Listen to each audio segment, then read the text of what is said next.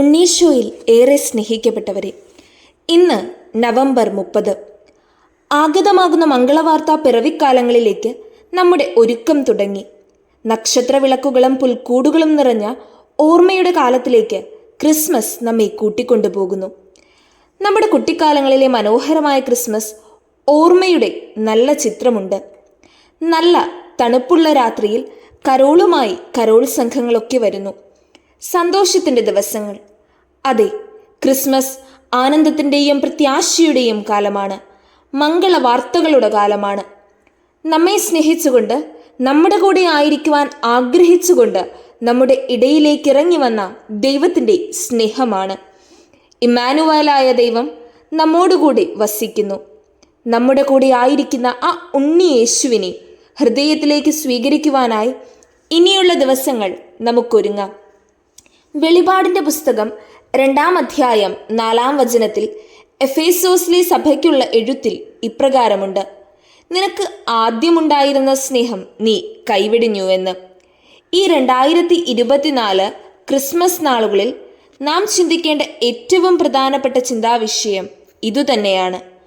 ആദ്യമുണ്ടായിരുന്ന ഈശോയോടുള്ള സ്നേഹം ഇപ്പോഴും നിലനിർത്തുവാനായിട്ട് നമുക്ക് സാധിക്കുന്നുണ്ടോ? ഈ 25 ദിവസങ്ങൾ നമുക്കൊരു യാത്ര തുടങ്ങാം. ഈശോയിലേക്കുള്ള പുൽക്കൂട്ടിലേക്കുള്ള യാത്ര. പൗരസ്ത്യ ദേശത്തു നിന്നുള്ള 3 ജ്ഞാനികൾ ഉണ്ണീശോയെ കാണാൻ വന്നത് കിഴക്കുദിച്ച നക്ഷത്രം അവർക്ക് വഴികാട്ടിയായതുകൊണ്ടാണ്. ആ നക്ഷത്രത്തിൻ്റെ പുറകെ സഞ്ചരിച്ച് അവർ ബത്ലഹേമിലെത്തി, ഉണ്ണീശോയുടെ അടുത്ത്. അതെ, ഉണ്ണീശോയുടെ അടുക്കലേക്ക് നയിക്കുന്ന വഴികളിലൂടെ നമുക്ക് സഞ്ചരിക്കണം. നക്ഷത്ര വഴിയിലൂടെ നമുക്ക് യാത്ര ആരംഭിക്കാം. നക്ഷത്ര വഴികളിലൂടെ. എഫ്രായിം എൻ്റെ വത്സലപുത്രനല്ലേ, എൻ്റെ ഓമനക്കുട്ടൻ. അവന് വിരോധമായി പെരുമാറുമ്പോഴെല്ലാം അവൻ്റെ സ്മരണ എന്നിലുദിക്കുന്നു. എൻ്റെ ഹൃദയം അവനു വേണ്ടി തുടിക്കുന്നു. എനിക്ക് അവനോടുള്ള നിസ്സീമമായ കരുണ തോന്നുന്നു.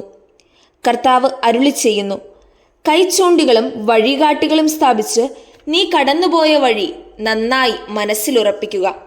ഇസ്രായേൽ കന്യകെ, മടങ്ങി വരിക. നിന്റെ ഈ നഗരങ്ങളിലേക്ക് ഓടിയെത്തുക.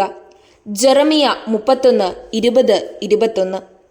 പിതാവായ ദൈവത്തിൻ്റെ വത്സല മക്കളായ നമുക്ക് നമ്മുടെ ഹൃദയം ഉണ്ണീശോയ്ക്ക് വേണ്ടി തുടിക്കുവാനായിട്ട് ഹൃദയമൊരുക്കണം.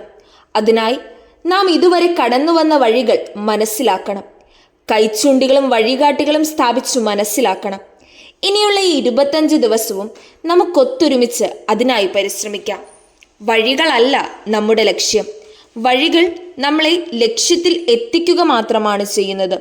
ഉണ്ണീശോയുടെ പ്രിയപ്പെട്ട മക്കളായ നമ്മുടെ ലക്ഷ്യം ഈശോയോടൊപ്പം എന്നേക്കും ആയിരിക്കുക, സ്വർഗത്തിലായിരിക്കുക എന്നതാണ്. ഈശോയെ കണ്ടെത്തിയ ജ്ഞാനികൾ മറ്റൊരു വഴിയെ സ്വദേശത്തേക്ക് പോയി എന്ന് വചനം പറയുന്നു.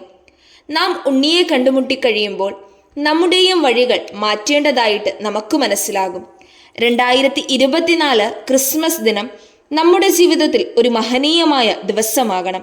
ഉണ്ണീശോയിലേക്ക് നമുക്കൊത്തൊരുമിച്ച് സഞ്ചരിക്കാം. ദൈവം എല്ലാവരെയും സമൃദ്ധമായി അനുഗ്രഹിക്കട്ടെ.